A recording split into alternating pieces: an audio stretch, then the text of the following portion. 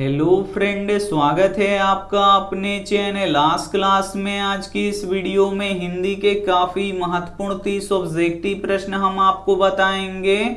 ये जो 30 ऑब्जेक्टिव प्रश्न है ये आपके बोर्ड परीक्षाओं में बार बार पूछे जाते हैं, तो एक भी प्रश्न आप लोग स्किप मत कीजिएगा। वीडियो को प्लीज आप लोग शुरू से लेके अंत तक देखिएगा और चैनल को अभी तक आप सब्सक्राइब नहीं किए हैं तो चैनल को सब्सक्राइब कर लीजिएगा। और सब्सक्राइब करने के बाद एक बेल आइकन आता है तो बेल आइकन को दबा के ऑल पे कर लीजिएगा, ताकि जब भी लाइव क्लास हो तो आपके पास नोटिफिकेशन पहुंचता रहे। तो आइए शुरू करते हैं पहले नंबर प्रश्न से।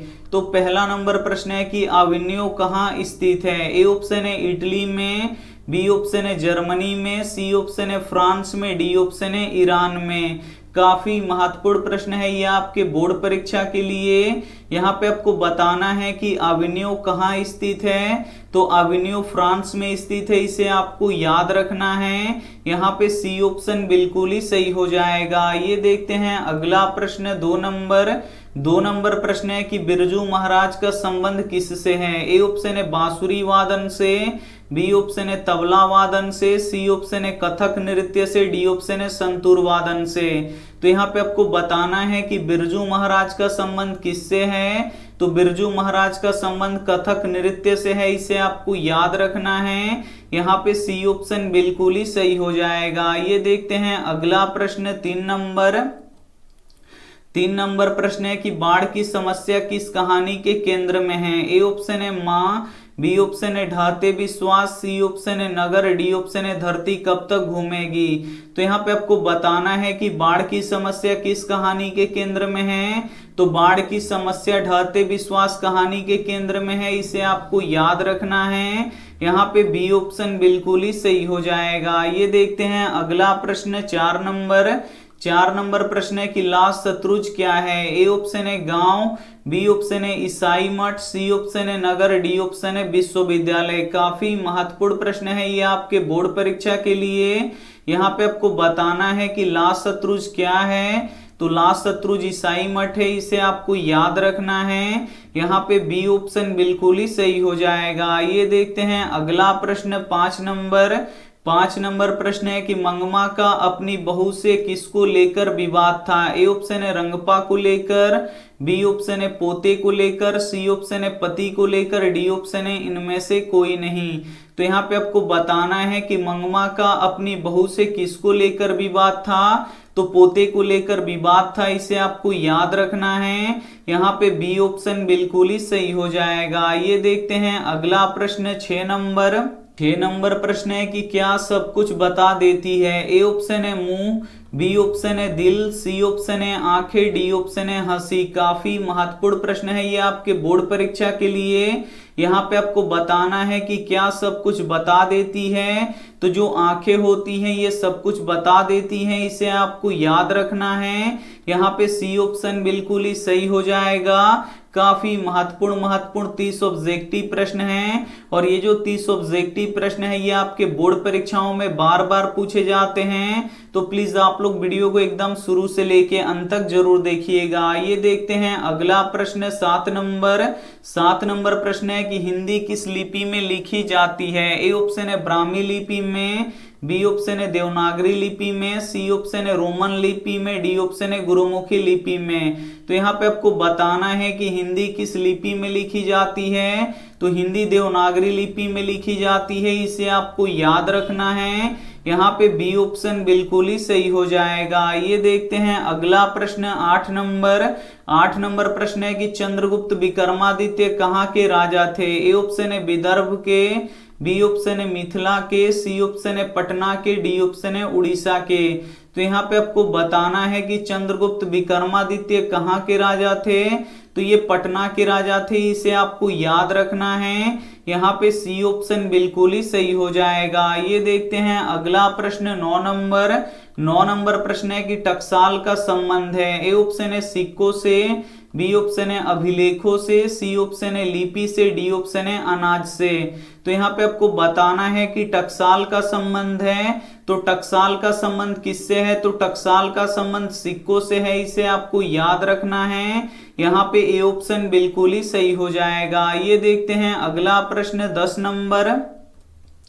10 नंबर प्रश्न है कि नाखून क्यों बढ़ते हैं। यह प्रश्न लेखक से किसने पूछा। ए ऑप्शन है पत्नी ने, बी ऑप्शन है बेटे ने, सी ऑप्शन है बेटी ने, डी ऑप्शन है भाई ने।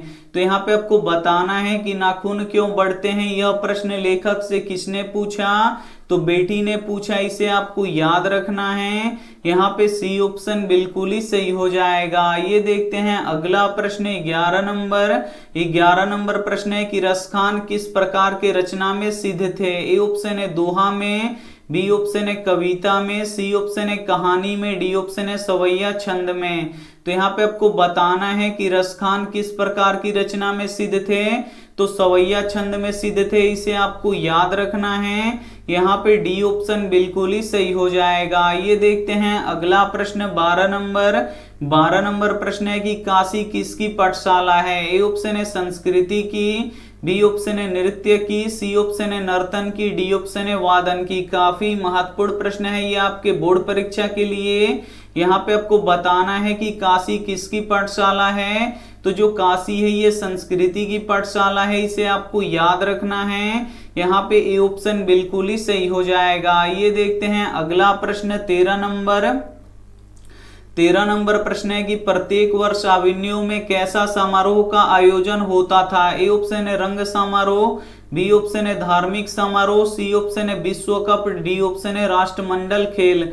तो यहाँ पे आपको बताना है कि प्रत्येक वर्ष अभिमन्यु में कैसा समारोह का आयोजन होता था, तो रंग समारोह का आयोजन होता था, इसे आपको याद रखना है। यहाँ पे ए ऑप्शन बिल्कुल ही सही हो जाएगा। ये देखते हैं अगला प्रश्न 14 नंबर प्रश्न है कि बिरजू महाराज लखनऊ घराने के किस पीढ़ी के कलाकार हैं। ए ऑप्शन है छठी पीढ़ी के, बी ऑप्शन है 7वीं पीढ़ी के, सी ऑप्शन है 9वीं पीढ़ी के, डी ऑप्शन है 8वीं पीढ़ी के। तो यहाँ पे आपको बताना है कि बिरजू महाराज लखनऊ घराने के किस पीढ़ी के कलाकार हैं, तो 7वीं पीढ़ी के कलाकार हैं, इन्हें आपको याद रखना है। काफी महत्वपूर्ण प्रश्न है ये आपके बोर्ड परीक्षा के लिए। यहाँ पे बी ऑप्शन बिल्कुल ही सही हो जाएगा। ये देखते हैं अगला प्रश्न 15 नंबर प्रश्न है कि पूर्वज लक्ष्मी के लिए कितना जमीन छोड़ गए। ए ऑप्शन है 1 बीघा, बी ऑप्शन है 2 बीघा, सी ऑप्शन है 3 बीघा, डी ऑप्शन है 4 बीघा। तो यहाँ पे आपको बताना है कि पूर्वज लक्ष्मी के लिए कितना जमीन छोड़ गए, तो 1 बीघा जमीन छोड़ गए, इसे आपको याद रखना है। यहाँ पे ए ऑप्शन बिल्कुल ही सही हो जाएगा।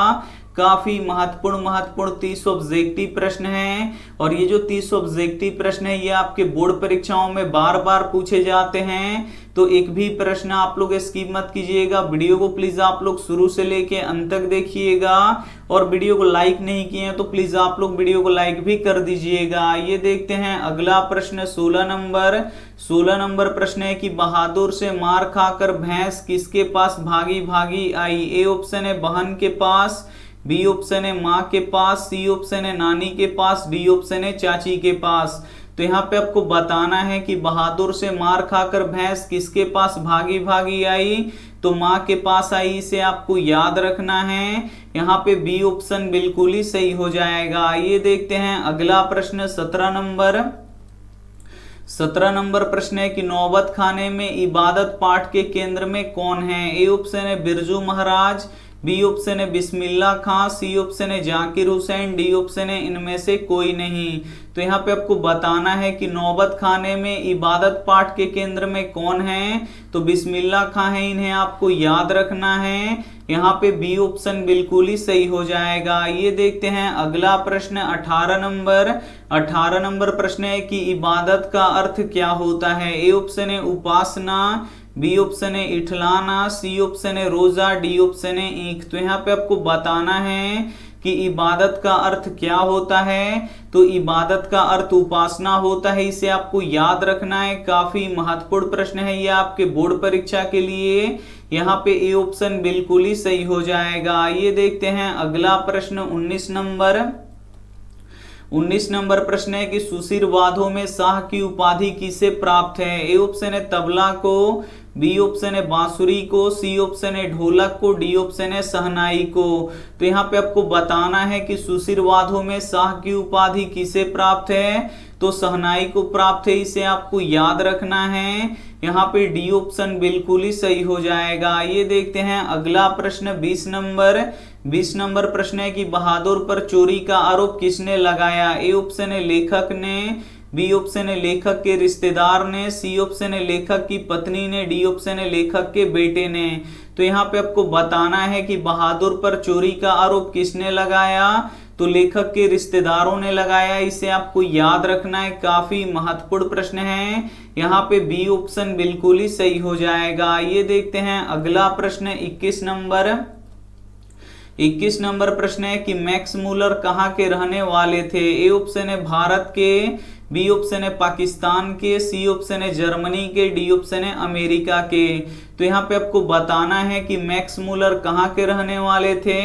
तो मैक्स मूलर जर्मनी के रहने वाले थे, इसे आपको याद रखना है। यहाँ पे सी ऑप्शन बिल्कुल ही सही हो जाएगा। ये देखते हैं अगला प्रश्न 22 नंबर प्रश्न है कि मछली से कौन डर रहा था? ए ऑप्शन है संतु, बी ऑप्शन है भग्गू, सी ऑप्शन है नरेन, डी ऑप्शन है पिताजी। तो यहाँ पे आपको बताना है कि मछली से कौन डर रहा था? तो मछली से संतु डर रहा था, इसे आपको याद रखना है। यहाँ पे ए ऑप्शन बिल्कुल ही सही हो जाएगा। ये देखते हैं अगला प्रश्न 23 नंबर प्रश्न है कि बिरजू महाराज के पिता की मृत्यु किससे हुई? ए ऑप्शन है लू से, बी ऑप्शन है तपेदिक से, सी ऑप्शन है कैंसर से, डी ऑप्शन है डायरिया से। तो यहाँ पे आपको बताना है कि बिरजू महाराज के पिता की मृत्यु किससे हुई? तो लू से हुई, इसे आपको याद रखना है। यहाँ पे ए ऑप्शन बिल्कुल ही सही हो जाएगा। ये देखते हैं अगला प्रश्न 24 नंबर प्रश्न है कि रसखान दिल्ली से कहाँ चले गए? ए ऑप्शन है बनारस, बी ऑप्शन है ब्रजभूमि, सी ऑप्शन है गोरखपुर, डी ऑप्शन है सौराष्ट्र। तो यहाँ पे आपको बताना है कि रसखान दिल्ली से कहाँ चले गए? तो रसखान दिल्ली से ब्रजभूमि चले गए, इसे आपको याद रखना है। यहाँ पे बी ऑप्शन बिल्कुल ही सही हो जाएगा। ये देखते हैं अगला प्रश्न 25 नंबर प्रश्न है कि जन्म से ही पागल कौन है? ए ऑप्शन है सीता, बी ऑप्शन है लक्ष्मी, सी ऑप्शन है मंगू, डी ऑप्शन है माँ। तो यहाँ पे आपको बताना है कि जन्म से ही पागल कौन है? तो जन्म से ही पागल मंगू है, इसे आपको याद रखना है। यहाँ पे सी ऑप्शन बिल्कुल ही सही हो जाएगा। ये देखते हैं अगला प्रश्न 26 नंबर प्रश्न है कि प्रेम वाटिका किसकी रचना है? ए ऑप्शन है रसखान की, बी ऑप्शन है अनामिका की, सी ऑप्शन है प्रेमधन की, डी ऑप्शन है वीरेंद्र डगवाल की। तो यहाँ पे आपको बताना है कि प्रेम वाटिका किसकी रचना है? तो प्रेम वाटिका रसखान की रचना है, इसे आपको याद रखना है। यहाँ पे ए ऑप्शन बिल्कुल ही सही हो जाएगा। ये देखते हैं अगला प्रश्न 27 नंबर प्रश्न है कि बहादुर कहाँ से भाग के आया था? ए ऑप्शन है नेपाल से, बी ऑप्शन है भूटान से, सी ऑप्शन है बिहार से, डी ऑप्शन है उड़ीसा से। तो यहाँ पे आपको बताना है कि बहादुर कहाँ से भाग के आया था? तो बहादुर नेपाल से भाग के आया था, इसे आपको याद रखना है। यहाँ पे ए ऑप्शन बिल्कुल ही सही हो जाएगा। ये देखते हैं अगला प्रश्न 28 नंबर प्रश्न है कि अंग्रेजों के विरुद्ध सर्वप्रथम अहिंसा का प्रयोग किसने किया? ए ऑप्शन है महात्मा गांधी जी ने, बी ऑप्शन है नेहरू जी ने, सी ऑप्शन है ज्योतिबा फूले ने, डी ऑप्शन है राजेंद्र प्रसाद ने। तो यहाँ पे आपको बताना है कि अंग्रेजों के विरुद्ध सर्वप्रथम अहिंसा का प्रयोग किसने किया? तो महात्मा गांधी जी ने किया, इसे आपको याद रखना है। यहाँ पे ए ऑप्शन बिल्कुल ही सही हो जाएगा। ये देखते हैं अगला प्रश्न 29 नंबर प्रश्न है कि मेरा धर्म कोई कैद खाना नहीं किसने कहा है? ए ऑप्शन है महात्मा गांधी जी ने, बी ऑप्शन है जवाहरलाल नेहरू ने, सी ऑप्शन है भीमराव अंबेडकर ने, डी ऑप्शन है रविंद्रनाथ टैगोर ने। तो यहाँ पे आपको बताना है कि मेरा धर्म कोई कैद खाना नहीं किसने कहा है? तो महात्मा गांधी जी ने कहा है, इसे आपको याद रखना है। यहाँ पे ए ऑप्शन बिल्कुल ही सही हो जाएगा। ये देखते हैं अंतिम प्रश्न 30 नंबर प्रश्न है भारत में जाति प्रथा का मुख्य कारण क्या है? ए ऑप्शन है गरीबी, बी ऑप्शन है अमीरी, सी ऑप्शन है बेरोजगारी, डी ऑप्शन है रोजगार। तो यहाँ पे आपको बताना है कि भारत में जाति प्रथा का मुख्य कारण क्या है, तो बेरोजगारी है। इसे आपको याद रखना है, काफी महत्वपूर्ण प्रश्न है। यहाँ पे सी ऑप्शन बिल्कुल ही सही हो जाएगा। काफी महत्वपूर्ण 30 ऑब्जेक्टिव प्रश्न हम आपको बता चुके हैं, और ये जो 30 ऑब्जेक्टिव प्रश्न है ये आपके बोर्ड परीक्षाओं में बार बार पूछे जाते हैं। तो इसमें से जो भी प्रश्न आपको याद ना हो तो प्लीज आप लोग उसे नोटबुक पे लिख के जरूर याद कर लीजिएगा। और ये रहा आपके लिए होमवर्क प्रश्न, इसका जवाब आपको कमेंट बॉक्स में देना है। होमवर्क प्रश्न है कि भारतीय संविधान किसने लिखा है। ए ऑप्शन है महात्मा गांधी ने, बी ऑप्शन है भीमराव अंबेडकर ने, सी ऑप्शन है जवाहरलाल नेहरू ने, डी ऑप्शन है इनमें से कोई नहीं। तो जो भी ऑप्शन आपको सही लगे वो आप हमें कमेंट करके जरूर बताइएगा। थोड़ा सा मेरा तबीयत खराब हो जाने के कारण क्लास नहीं हो रहा था, तो आज थोड़ा तबीयत सही लगा तो क्लास हम यहाँ पे ले लिए हैं आपका। तो उम्मीद करते हैं ये वीडियो आपको काफी अच्छा लगा होगा। तो वीडियो को आप लोग प्लीज लाइक कर दीजिएगा, अपने दोस्तों के पास इस वीडियो को जरूर शेयर कीजिएगा। और चैनल को अभी तक आप सब्सक्राइब नहीं किए हैं तो चैनल को सब्सक्राइब करके साथ में बेल आइकन को ऑल पे दबा लीजिएगा, ताकि जब भी लाइव क्लास हो तो आपके पास नोटिफिकेशन पहुंचता रहे। Thank you for watching. मिलते हैं अगली वीडियो में, तब तक अपना ध्यान रखिए, मन लगा के पढ़ाई कीजिए। Take care and bye.